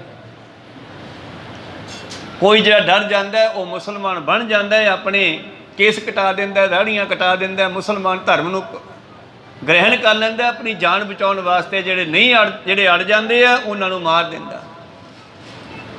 ਤੇ ਗੁਰੂ ਤੇਗ ਬਹਾਦਰ ਮਹਾਰਾਜ ਜੋ ਸ੍ਰਿਸ਼ਟੀ ਦੇ ਮਾਲਕ ਹੈ, ਧਰਮ ਦੀ ਚਾਦਰ ਹਨ, ਹਿੰਦ ਦੇ ਚਾਦਰ ਨਹੀਂ, ਆਲ ਵਰਲਡ ਦੇ ਹੀ ਚਾਦਰ ਹੈ ਉਹ ਧਰਮ। ਜਿੱਥੇ ਵੀ ਧਰਮ ਖਰਾਬ ਹੁੰਦਾ ਉੱਥੇ ਗੁਰੂ ਤੇਗ ਬਹਾਦਰ ਕਿਰਪਾ ਕਰਦੇ ਆ। ਤੇਗ ਬਹਾਦਰ ਸਿਮਰਿਆ ਕਰਨਾ ਉਹਨੇ ਦਿਆਵੈ ਧਾਏ, ਸਭ ਥਾਈ ਹੋਏ ਸਹਾਈ। ਤੋ 9ਵਾਂ ਰੂਪ ਜਿਹੜਾ ਹੈ ਇਸ ਤਰ੍ਹਾਂ ਜ਼ੁਲਮ ਵਾਲਿਆਂ ਨੂੰ ਰੋਕਣ ਦਾ ਕਾਰਜ ਕਰਦਾ ਹੈ। 9ਵੇਂ ਜਾਮੇ ਦੇ ਵਿੱਚ ਇਹ ਕਾਰਜ ਕਰਦੇ ਆ ਮੇਰੇ ਪ੍ਰੀਤਮ, ਔਰ ਜਾ ਕੇ ਔਰੰਗੇ ਨੂੰ ਰੋਕਦੇ ਆ, ਸਮਝਾਉਂਦੇ ਆ। ਪਰ ਅੱਗੋਂ ਔਰੰਗਾ ਐਡਾ ਕੱਟੜ ਸੀ ਆਪਣੇ ਧਰਮ ਦੇ ਵਿੱਚ, ਉਹਨੇ ਮੰਨਣ ਦੀ ਬਜਾਏ ਗੁਰੂ ਤੇਗ ਬਹਾਦਰ ਜੀ ਨੂੰ ਵੀ ਕਹਿੰਦਾ ਤੁਸੀਂ ਮੁਸਲਮਾਨ ਬਣ ਜਾਓ, ਅਸੀਂ ਤੁਹਾਨੂੰ ਸਾਡਾ ਸ਼੍ਰੋਮਣੀ ਪੀਰ ਮੰਨਾਂਗੇ, ਤੂੰ ਸਾਨੂੰ ਜਿਵੇਂ ਸਿੱਖ ਗੁਰੂ ਮੰਨਦੇ ਆ ਅਸੀਂ ਤੁਹਾਨੂੰ ਪੀਰ ਮੰਨਾਂਗੇ। ਉਹ ਤਾਂ ਪਹਿਲਾਂ ਵੀ ਬਾਬੇ ਨਾਨਕ ਨੂੰ ਮੰਨੀ ਜਾਂਦੇ ਆ, ਪਰ ਬਾਬੇ ਨਾਨਕ ਦਾ ਧਰਮ ਤਾਂ ਨਹੀਂ ਬਦਲਿਆ ਉਹਨਾਂ ਸਮਿਆਂ ਦੇ ਲੋਕਾਂ ਨੇ। ਪਰ ਇਹ ਬੜੇ ਕੱਟੜ ਹੋ ਗਏ। ਅਖੀਰ ਸਤਿਗੁਰੂ ਤੇਗ ਬਹਾਦਰ ਮਹਾਰਾਜ ਜੀ ਨੇ ਵੀ ਆਪਣਾ ਜਿਹੜਾ ਸੀ ਬਚਨ ਨਹੀਂ ਤਿਆਗਿਆ ਤੇ ਉਹਨੇ ਵੀ ਜਿੱਦ ਨਹੀਂ ਛੱਡੀ। ਤੇਗ ਬਹਾਦਰ ਸੀ ਕਰਿਆ ਕਰੀ ਨ ਕਿਨਹੂ ਆਣ, ਤੇਗ ਬਹਾਦਰ ਕੇ ਚਲਤ ਭਇਓ ਜਗਤ ਕੋ ਸ਼ੋਕ, ਹੈ ਸਭ ਜਗ ਭਇਓ ਪਰ ਜੈ ਜੈ ਜੈ ਸਰਲੋਕ। ਦੇਵ ਲੋਕ ਵਿੱਚ ਜੈ ਜੈਕਾਰਾਂ ਹੋਈਆਂ, ਭਾਵੇਂ ਕਿ ਸੰਸਾਰ ਦੇ ਲੋਕ ਉਸ ਵੇਲੇ ਰੋ ਵੀ ਰਹੇ ਹੈ ਵੀ ਸਾਡੇ ਗੁਰੂ ਨੂੰ ਜਿਹੜਾ ਸ਼ਹੀਦ ਕਰ ਦਿੱਤਾ, ਪਰ ਗੁਰੂ ਕਦੇ ਮਰਦਾ ਨਹੀਂ। ਕਹੋ ਸਤਿਨਾਮ ਸ੍ਰੀ ਵਾਹਿਗੁਰੂ। ਗੁਰੂ ਅਰਜਨ ਦੇਵ ਜੀ ਦੇ ਭੱਟਾਂ ਵਿੱਚ ਸਵਈਆਂ ਵਿੱਚ ਭੱਟ ਕਹਿੰਦੇ ਕਵਨ ਕਹੈ ਸ਼੍ਰੀ ਗੁਰੂ ਮੋਇਓ। ਗੁਰੂ ਮਰਿਆ ਥੋੜ੍ਹਾ ਹੀ ਆ, ਸਾਡਾ ਹੈਗਾ, ਅੱਜ ਵੀ ਹੈਗਾ ਸਾਡੇ ਕੋਲੇ ਸ਼ਬਦ ਸਰੂਪ ਦੇ ਵਿੱਚ। ਗੁਰੂ ਦਾ ਰੂਪ ਸ਼ਬਦ ਹੈ, ਮੇਰਾ ਰੂਪ ਗ੍ਰੰਥ ਜੀ ਜਾਣ, ਇਸ ਮੈਂ ਭੇਦ ਨ ਰੰਚ ਕਮਾਣ, ਜੋ ਮਜ ਬਚਨ ਕਰਨ ਕੀ ਚਾਹੇ, ਗ੍ਰੰਥ ਵਿਚਾਰ ਸੁਣੋ ਚਿਤ ਲਾਏ, ਤਾਂ ਚਰਨ ਸ਼ਰਨ ਸਵਈਆ ਚਰਨ ਸ਼ਰਨ ਤਾਰਨ ਤਰਨ, ਨਮੋ ਹੋਏ ਅਨਕੂਲ। ਐਸੇ ਸਤਿਗੁਰੂ ਤੇਗ ਬਹਾਦਰ ਜੀ ਨੇ ਜਿਨ੍ਹਾਂ ਦੇ ਜ਼ੁਲਮ ਦੀ ਜੜ ਪੱਟੀ ਆ, ਤੁਰਕਾਂ ਦੇ ਜ਼ੁਲਮ ਦਾ ਖਾਤਮਾ ਕੀਤਾ ਹੈ, ਮੈਂ ਆਪ ਜੀ ਦੇ ਚਰਨਾਂ ਦੀ ਸ਼ਰਨ ਵੀ ਲੈਂਦਾ ਹਾਂ, ਜਿਹੜੇ ਤਰਨ ਦੇ ਕਾਬਲ ਹਨ, ਸਾਨੂੰ ਤਾਰਨ ਵਾਲੇ ਹਨ। ਮੈਂ ਆਪ ਜੀ ਦੇ ਇਸ ਸਮੁੰਦਰੀ ਜਹਾਜ਼ 'ਤੇ ਸਵਾਰ ਹੋਣਾ ਚਾਹੁੰਦਾ ਹਾਂ। ਵਾਹਿਗੁਰੂ ਨਾਮ ਜਹਾਜ਼ ਹੈ, ਚੜ੍ਹੇ ਸੋ ਉਤਰੇ ਪਾਰ। ਨਾਮ ਦੇ ਜਹਾਜ਼ੇ 'ਤੇ ਚੜ੍ਹਾ ਕੇ ਮੈਨੂੰ ਵੀ ਭਵ ਸਾਗਰ ਤੋਂ ਤਾਰ ਦਿਓ। ਸਵਈਆ ਪਰ ਕੀਰਤ ਜੋਨ ਅਮੀਗਤ ਭਉਨ, ਸੁਸ਼ੀਲਤਾ ਸੁਖ ਤੌਨ ਸੁਭਾਈ। ਇਸ ਤਰ੍ਹਾਂ ਅੱਗੇ ਭਾਈ ਸਾਹਿਬ ਜੀ ਕਹਿੰਦੇ ਹਨ, ਚੰਦਰਮਾ ਵਿੱਚ ਜਿਵੇਂ ਚਾਂਦਨੀ ਹੈ, ਇਸੇ ਤਰ੍ਹਾਂ ਸਤਿਗੁਰੂ ਤੇਗ ਬਹਾਦਰ ਵਿੱਚ ਉਹ ਸ਼ੋਭਾ ਹੈ, ਉਹ ਕੀਰਤੀ ਹੈ, ਜਿਵੇਂ ਚੰਦਰਮਾ ਦੀ ਚਾਂਦਨੀ ਫੈਲ ਰਹੀ ਹੈ, ਸੰਸਾਰ ਨੂੰ ਸੁੱਖ ਦਿੰਦੀ ਹੈ ਰਾਤ ਦੇ ਹਨੇਰੇ ਵਿੱਚ। ਸਤਿਗੁਰੂ ਜੀ ਦੀ ਸਿਫਤ ਜਿਹੜੀ ਹੈ ਸਾਨੂੰ ਸੁੱਖ ਦੇਣ ਵਾਲੀ ਹੈ। ਗਤ ਸਾਧਨ ਕੈਰਵ ਕੋ ਬਿਗਸਾਵਤ, ਦਾਸਿਰ ਦਾਨਵ ਬੀਚ ਸੁਹਾਈ। ਹਾਂ, ਉਸੇ ਤਰ੍ਹਾਂ ਹੀ ਜਿਵੇਂ ਚੰਦਰਮਾ ਸ਼ਾਂਤੀ ਦਿੰਦੀ ਹੈ, ਸੁੱਖ ਦਿੰਦੀ ਹੈ ਰਾਤ ਨੂੰ, ਸਤਿਗੁਰੂ ਤੇਗ ਬਹਾਦਰ ਮਹਾਰਾਜ ਜੀ ਮੁਕਤੀ ਦੇ ਦਾਤੇ ਆਪਣੇ ਸਿੱਖਾਂ ਸੇਵਕਾਂ ਦੇ ਹਿਰਦੇ ਵਿੱਚ ਆਪਣਾ ਗਿਆਨ ਦਾ ਚੰਦਰਮਾ ਖੜਾਉਂਦੇ ਹਨ, ਗਿਆਨ ਦਾ ਪ੍ਰਕਾਸ਼ ਕਰਦੇ ਹਨ। ਜਿਵੇਂ ਆਕਾਸ਼ ਵਿੱਚ ਚੰਦਰਮਾ ਸ਼ੋਭਦਾ, ਗੁਰੂ ਆਪਣੇ ਸਿੱਖਾਂ ਦੇ ਹਿਰਦੇ ਵਿੱਚ ਸ਼ੋਭਦਾ ਹੈ। ਤਬ ਤਨ ਦੁਖ ਤੀਰ ਨਾ ਆਵਤ ਹੈ, ਚਿਤ ਚਾਰ ਚਕੌਰ ਰਹੇ ਨਿਵਲਾਈ। ਔਰ ਜਿਵੇਂ ਹੁਣ ਸੂਰਜ ਦੀ ਗਰਮੀ ਹੈ, ਦਿਨੇ ਸੂਰਜ ਹੁੰਦਾ ਹੈ, ਇਸ ਦਾ ਵੀ ਪ੍ਰਕਾਸ਼ ਤਾਂ ਹੈ, ਪਰ ਇਹ ਜੇਠ ਹਾੜ ਵਿੱਚ ਕਿੰਨਾ ਦੁਖਦਾਈ ਹੋ ਗਿਆ, ਦੀ ਧੁੱਪ ਗਰਮ ਹੈ। ਤੇ ਚੰਦਰਮਾ ਦਾ ਵੀ ਪ੍ਰਕਾਸ਼ ਹੈ, ਪਰ ਉਹਦਾ ਪ੍ਰਕਾਸ਼ ਤਾਂ ਹੈ, ਪਰ ਉਹ ਪ੍ਰਕਾਸ਼ ਠੰਡਾ ਹੈ। ਇਸੇ ਤਰ੍ਹਾਂ ਭਾਈ ਸਾਹਿਬ ਜੀ ਕਹਿਣ ਲੱਗੇ, ਸਤਿਗੁਰੂ ਤੇਗ ਬਹਾਦਰ ਮਹਾਰਾਜ ਜੀ ਉਹਨਾਂ ਦਾ ਗਿਆਨ ਦਾ ਪ੍ਰਕਾਸ਼ ਤਪਦੇ ਹਿਰਦਿਆਂ ਨੂੰ ਠਾਰਨ ਵਾਲਾ ਹੈ। ਤਪ ਤੰਗ ਦੁਖ ਤੀਰ ਨਾ ਆਵਤ ਹੈ। ਉਹਨਾਂ ਦੇ ਨੇੜੇ ਜਿਨ੍ਹਾਂ ਦੇ ਹਿਰਦੇ ਵਿੱਚ ਗੁਰੂ ਦਾ ਵਾਸਾ ਹੋ ਗਿਆ, ਉੱਠ ਵੰਜੋ ਕਿਲ ਵੇਖੋ ਕਰਤਾ ਘਰੇ ਆਇਆ। ਜਿਸ ਹਿਰਦੇ ਰੂਪੀ ਵਿੱਚ ਮਾਲਕ ਆ ਕੇ ਬਹਿ ਗਿਆ, ਉਥੋਂ ਪਾਪਾਂ ਨੂੰ ਭੱਜਣਾ ਪੈਂਦਾ ਹੈ। ਤਪ ਤੰਗ ਦੁਖ ਤੀਰ ਨਾ ਆਵਤ ਹੈ। ਕਿੰਨਾਂ ਦੇ ਚਿਤ ਚਾਰ ਚਕੋਨ ਰਹਿ ਲਿਵਲਾਈ, ਜਿਹੜੇ ਗੁਰੂ ਤੇਗ ਬਹਾਦਰ ਦੇ ਚਰਨਾਂ ਨਾਲ ਜੁੜੇ ਰਹਿਣਗੇ। ਤੇਗ ਬਹਾਦਰ ਸਿਮਰਿਆ ਕਰਨੌ ਨਿਧ ਆਵੈ ਧਾਏ, ਸਭ ਥਾਈ ਹੋਏ ਸਹਾਏ, ਸਭ ਥਾਈ ਹੋਏ ਸਹਾਏ। ਜਿਹੜੇ ਗੁਰੂ ਤੇਗ ਬਹਾਦਰ ਚਰਨਾਂ ਨਾਲ ਜੁੜੇ ਰਹਿਣਗੇ, ਉਹਨਾਂ ਦੇ ਦੁੱਖਾਂ ਦੀ ਗਰਮੀ ਨੇੜੇ ਨਹੀਂ ਆਵੇਗੀ। ਗੁਰੂ ਤੇਗ ਬਹਾਦਰ ਸੋਹਤ ਚੰਦ ਸੇ ਹੀਨ ਕਲੰਕ ਇਹ ਅਧਿਕਾਈ। ਔਰ ਧੰਨ ਧੰਨ ਸ਼੍ਰੀ ਗੁਰੂ ਤੇਗ ਬਹਾਦਰ ਮਹਾਰਾਜ ਜੀ ਨੂੰ ਮੈਂ ਚੰਦਰਮਾ ਦੀ ਬਰਾਬਰੀ ਵੀ ਨਹੀਂ ਦੇ ਸਕਦਾ, ਕਿਉਂਕਿ ਚੰਦਰਮਾ ਨੂੰ ਵੀ ਕਲੰਕ ਲੱਗੇ ਆ। ਕਹੋ ਸਤਿਨਾਮ। ਇਹਨੇ ਗਲਤ ਬੰਦੇ ਦਾ ਸਾਥ ਦਿੱਤਾ। ਗੌਤਮ ਤਪਾ ਅਹਲਿਆ ਇਸਤਰੀ ਤਿਸ ਦੇਖ ਇੰਦਰ ਲੁਭਾਇਆ, ਸਹਿ ਸਰੀਰ ਚੇਨ ਪਗ ਹੋਏ ਤਾਂ ਮਨ ਪਛੋਤਾਇਆ। ਕੋਈ ਜਾਣ ਨਾ ਭੁੱਲੈ ਭਾਈ, ਸੋ ਭੁੱਲੈ ਜਿਸ ਆਪ ਭੁਲਾਏ, ਬੂਝੈ ਜਿਸੇ ਬੁਝਾਈ। ਇੰਦਰ ਵੈਸੇ ਹਿੰਦੂ ਮਤ ਵਿੱਚ ਉਹਨੂੰ ਦੇਵਤੇ ਕਹਿੰਦੇ ਆ, ਪਰ ਇੱਥੇ ਦੇਵਤਾ ਕਹਿਣ ਨੂੰ ਜੀ ਨਹੀਂ ਕਰਦਾ। ਜਿਹੜਾ ਇਹੋ ਜਿਹੇ ਪੁੱਠੇ ਕੰਮ ਕਰਦਾ ਦੇਵਤਾ ਕਿਵੇਂ ਹੋਇਆ? ਤੋ ਵਿਕਾਰੀ ਮਨੁੱਖ ਹੈ ਇੰਦਰ। ਤੋ ਇਸ ਨੇ ਸਲਾਹ ਕੀਤੀ ਵੀ ਗੌਤਮ ਦੀ ਇਸਤਰੀ ਬੜੀ ਸੁੰਦਰ ਹੈ, ਕਿਵੇਂ ਉਸ ਨੂੰ ਪ੍ਰਾਪਤ ਕਰਾਂ। ਔਰ ਨਾਲ ਲਾ ਲੈ ਕਹਿੰਦੇ ਚੰਦਰਮਾ ਵਰਗੇ। ਉਸ ਵੇਲੇ ਮਨੁੱਖ ਹੀ ਹੋਣਗੇ, ਮੁੜ ਕੇ ਇਹਨਾਂ ਲੋਕਾਂ ਨੇ ਇਹਨਾਂ ਗ੍ਰਹਿਾਂ ਨਾਲ ਜੋੜਤੇ ਚੱਕ ਕੇ ਹੋਣਗੇ ਤਾਂ ਉਸ ਵੇਲੇ ਦੇ ਰਾਜੇ ਕੋਈ ਇਹ। ਖੈਰ ਚਲੋ, ਹੁਣ ਇੱਕ ਕਲੰਕ ਉਹ ਚੰਦਰਮਾ ਤੇ ਸਦਾ ਨਹੀਂ ਲੱਗਿਆ ਪਿਆ। ਤੇ ਕਹਿਣ ਲੱਗੇ, ਇਸ ਇੰਦਰ ਨੇ ਸਲਾਹ ਕੀਤੀ ਤੇ ਇਹਨਾਂ ਦੇ ਸਲਾਹਕਾਰਾਂ ਨੇ ਸਲਾਹ ਦਿੱਤੀ ਵੀ ਗੱਲ ਹੀ ਕੋਈ ਨਹੀਂ, ਆਪਾਂ ਇਸ ਤਰ੍ਹਾਂ ਕਰ ਦਿਆਂਗੇ। ਤੜਕੇ ਅੰਮ੍ਰਿਤ ਵੇਲੇ ਗੌਤਮ ਤਪਾ ਜਿਹੜਾ ਹੈ ਉਹ ਜਾਂਦਾ ਹੈ ਗੰਗਾ ਤੇ ਇਸ਼ਨਾਨ ਕਰਨ ਵਾਸਤੇ। ਅਸੀਂ ਉਹ ਸਮਾਂ ਹੀ ਬਦਲ ਦਿਆਂਗੇ। ਜਿਹੜੇ ਵੇਲੇ ਉਹ ਜਾਂਦਾ ਉਹ ਵੇਲਾ ਅੱਧੀ ਰਾਤ ਨੂੰ ਬਣਾ ਦਿਆਂਗੇ। ਕਹੋ ਸਤਿਨਾਮ। ਇਹਨਾਂ ਨੇ ਉਹੋ ਜਿਹਾ ਕੋਈ ਸਿਸਟਮ ਕੀਤਾ ਤੇ ਗੌਤਮ ਤਪਾ ਉੱਠਿਆ ਤੇ ਉੱਠ ਕੇ ਗੰਗਾ ਤੇ ਇਸ਼ਨਾਨ ਕਰਨ ਚਲਿਆ ਗਿਆ। ਜਦੋਂ ਗੰਗਾ ਵਿੱਚ ਪੈਰ ਪਾਇਆ ਤੇ ਆਵਾਜ਼ ਆਈ, ਕਿਹੜਾ? ਕਹਿੰਦਾ ਮੈਂ ਗੌਤਮ। ਕਹਿੰਦੇ ਤੂੰ ਅੱਜ ਸਦਿਆਂ ਕਿਵੇਂ? ਨਹੀਂ ਟਾਈਮ ਨਾਲ ਆਇਆ। ਕਹਿੰਦੇ ਟਾਈਮ ਨਹੀਂ, ਧੋਖਾ ਤੇਰੇ ਨਾਲ। ਘਰੇ ਜਾ, ਮੁੜ ਕੇ ਤੇਰੇ ਘਰੇ ਕੋਈ ਨੁਕਸਾਨ ਹੋਣ ਵਾਲਾ। ਕੋ ਸਤਨਾਮ। ਉੱਥੋਂ ਹੀ ਗੌਤਮ ਤਪਾ ਵਾਪਸ ਮੁੜਿਆ ਕਹਿੰਦੇ। ਤੇ ਜਿਸ ਵੇਲੇ ਮੁੜਿਆ ਤੇ ਗੁਰੂ ਪਿਆਰਿਓ, ਇਹ ਚੰਦਰਮਾ ਹੋਰੀ ਵੀ ਬਾਰ 'ਚ ਪਹਿਰਾਦਾਰ ਬਣ ਕੇ ਖੜੇ ਸੀਗੇ। ਗੌਤਮ ਤਪੇ ਦੀ ਉਹ ਧੋਤੀ ਜਿਹੜੀ ਗਿੱਲੀ ਹੋ ਗਈ ਸੀ, ਉਹ ਗਿੱਲੀ ਹੱਥ 'ਚ ਫੜੀ ਆ, ਸੁੱਕੀ ਤੇੜ ਬੰਨੀ ਆ। ਉਹ ਗਿੱਲੀ ਧੋਤੀ ਭੱਜਦੇ ਦੇ ਮਾਰੀ ਧੌਣ ਤੇ ਇਹਦੇ ਦਾਗ ਪੈ ਗਿਆ। ਔਰ ਇਸ ਨੂੰ ਵੀ ਸਰਾਪ ਦੇਤਾ। ਇੰਦਰ ਭੱਜਣ ਲੱਗਿਆ, ਉਹਨੂੰ ਕਹਿਣ ਲੱਗਿਆ, ਉਹ ਜਿਹੜੇ ਕਾਰਨ ਤੂੰ ਆਇਆ ਤੇਰੇ ਸਰੀਰ ਤੇ ਇਹੋ ਜਿਹੇ ਹਜ਼ਾਰਾਂ ਹੀ ਹੋ ਜਾਣਗੇ, ਕਿਸੇ ਨੂੰ ਮੂੰਹ ਦਿਖਾਉਣ ਜੋਗਾ ਨਹੀਂ ਰਿਹਾ। ਸਹਿਸ ਸਰੀਰ ਚਿਹਨ ਭਗ ਹੋਏ। ਚਿਹਨ ਹੁੰਦੀ ਆ ਨਿਸ਼ਾਨੀ, ਭਗਾਂ ਦੀਆਂ ਹਜ਼ਾਰਾਂ ਹੀ ਨਿਸ਼ਾਨੀਆਂ ਮੂੰਹ ਤੇ ਬਣ ਗਈਆਂ, ਚਿਹਰੇ ਤੇ ਸਰੀਰ ਤੇ ਬਣ ਗਈਆਂ।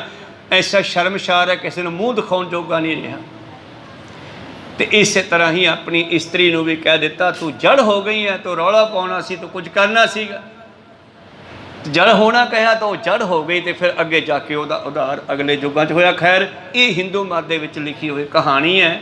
ਤਾਂ ਭਾਈ ਸਾਹਿਬ ਜੀ ਕਹਿੰਦੇ ਚੰਦਰਮਾ ਨੂੰ ਵੀ ਕਲੰਕ ਲੱਗਿਆ ਹੋਇਆ ਹੈ। ਸਤਿਗੁਰੂ ਤੇਗ ਬਹਾਦਰ ਤੂੰ ਤਾਂ ਸਾਡੇ ਵੀ ਕਲੰਕ ਧੋਣ ਵਾਲਾ ਹੈ। ਤੂੰ ਨੇਹ ਕਲੰਕ ਹੈ, ਕਲੰਕ ਰਹਿਤ ਹੈ, ਇਹ ਤੇਰੇ ਵਿੱਚ ਵਾਧਾ ਹੈ। हर गोबिंद नंदन नंदन को अभिबंधन की पद जे अरबिंदो। ਅੱਗੇ ਧੰਨ ਗੁਰੂ ਗੋਬਿੰਦ ਸਿੰਘ ਜੀ ਦੀ ਮਹਿਮਾ ਕਰਦੇ ਆ। ਹਰ ਗੋਬਿੰਦ ਦੇ ਪੁੱਤਰ ਨੂੰ ਮੈਂ ਨਮਸਕਾਰ ਕਰਦਾ ਹਾਂ। ਹਰ ਗੋਬਿੰਦ ਦਾ ਪੁੱਤਰ ਸਤਿਗੁਰੂ ਤੇਗ ਬਹਾਦਰ ਮਹਾਰਾਜ ਔਰ ਗੁਰੂ ਪਿਆਰੋ ਇਹਨਾਂ ਦੇ ਪੁੱਤਰ ਗੁਰੂ ਗੋਬਿੰਦ ਸਿੰਘ ਜੀ ਮਹਾਰਾਜ, ਇਹਨਾਂ ਦੀ ਕਿਵੇਂ ਸਿਫਤ ਕਰਦੇ ਇਹ ਆਪਾਂ ਕੱਲ ਨੂੰ ਸਰਵਣ ਕਰਾਂਗੇ। ਹੁਣ ਆਪਾਂ 5-7-10 ਮਿੰਟ ਜਿਹੜਾ ਹੈ ਗੁਰਮੰਤਰ ਦਾ ਤੇ ਮੂਲ ਮੰਤਰ ਦਾ ਜਾਪ ਕਰਨਾ। ਉਹਨਾਂ ਵਿਛੜੀਆਂ ਰੂਹਾਂ ਨੂੰ ਜੋ ਵੀ ਵਿਛੜੀਆਂ ਸਭ ਦਾ ਭਲਾ ਕਰਦਾ। ਸਤਿਗੁਰ ਸਭਨਾਂ ਦਾ ਭਲਾ ਮਨਾਏਂਦਾ, ਤਿਸ ਦਾ ਬੁਰਾ ਕਿਉਂ ਹੋਏ। ਉਸ ਤੋਂ ਬਾਅਦ ਫਿਰ 15-16 ਅਗਸਤ ਨੂੰ ਜਿਹੜਾ ਹੈ ਸਾਰੀਆਂ ਸੰਗਤਾਂ ਨੇ ਇੱਥੇ ਇਕੱਤਰ ਹੋਣਾ ਹੈ ਅੰਮ੍ਰਿਤ ਵੇਲੇ ਸਵੇਰੇ 9 ਵਜੇ। ਔਰ ਇੱਥੋਂ ਇੱਕ ਮੈਮੋਰੈਂਡਮ ਲਿਖ ਕੇ ਇੱਥੋਂ ਦੇ ਡੀਸੀ ਨੂੰ ਦੇਣਾ ਹੈ, ਤਾਂ ਕਿ ਜਿਹੜੇ ਜੇਲ੍ਹਾਂ ਦੇ ਵਿੱਚ ਸਾਡੇ ਸ਼ਹੀਦ ਹਨ, ਜਿਨ੍ਹਾਂ ਦੀਆਂ ਕੈਦਾਂ ਪੂਰੀਆਂ ਕੀ ਡਬਲ ਹੋ ਚੁੱਕੀਆਂ, ਬਾਹਰ ਬੋਰਡ ਲੱਗਿਆ ਨਾ, ਲਿਖੀਆਂ ਡੇਟਾਂ ਸਾਰੀਆਂ, ਉਹਨਾਂ ਨੂੰ ਕੋਈ 31 ਸਾਲ, ਕੋਈ 28 ਸਾਲ, ਕੋਈ 25 ਸਾਲ, ਉਹਨਾਂ ਨੂੰ ਛਡਾਉਣ ਵਾਸਤੇ ਅਸੀਂ ਇਹ ਕਾਰਜ ਆਰੰਭ ਕੀਤਾ ਹੈ। ਆਓ ਕੁਛ ਸਮਾਂ ਮੂਲ ਮੰਤਰ ਗੁਰਮੰਤਰ ਜਾਪ ਕਰੀਏ, ਉਪਰੰਤ ਸਮਾਪਤੀ ਕਰਾਂਗੇ, ਕੀਰਤਨ ਸਰਵਣ ਕਰਾਂਗੇ। ਸ਼ੁਰੂ ਕਰੀਏ ਜੀ। ਇੱਕ ਓੰਕਾਰ ਸਤਨਾਮ ਕਰਤਾ ਪੁਰਖ ਨਿਰਭਉ ਨਿਰਵੈਰ ਅਕਾਲ ਮੂਰਤ ਆਜੂਨੀ ਸੈਭੰ ਗੁਰ ਪ੍ਰਸਾਦ ਵਾਹਿਗੁਰੂ ਵਾਹਿਗੁਰੂ ਵਾਹਿਗੁਰੂ ਵਾਹਿਗੁਰੂ ਵਾਹਿਗੁਰੂ ਵਾਹਿਗੁਰੂ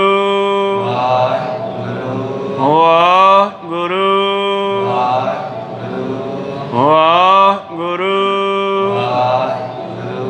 ਵਾਹਿਗੁਰੂ ਜਪੋ ਸਾਰੇ ਵਾਹਿਗੁਰੂ ਵਾਹਿਗੁਰੂ ਵਾਹਿਗੁਰੂ ਵਾਹਿਗੁਰੂ ਵਾਹਿਗੁਰੂ ਵਾਹਿਗੁਰੂ ਵਾਹਿਗੁਰੂ ਵਾਹਿਗੁਰੂ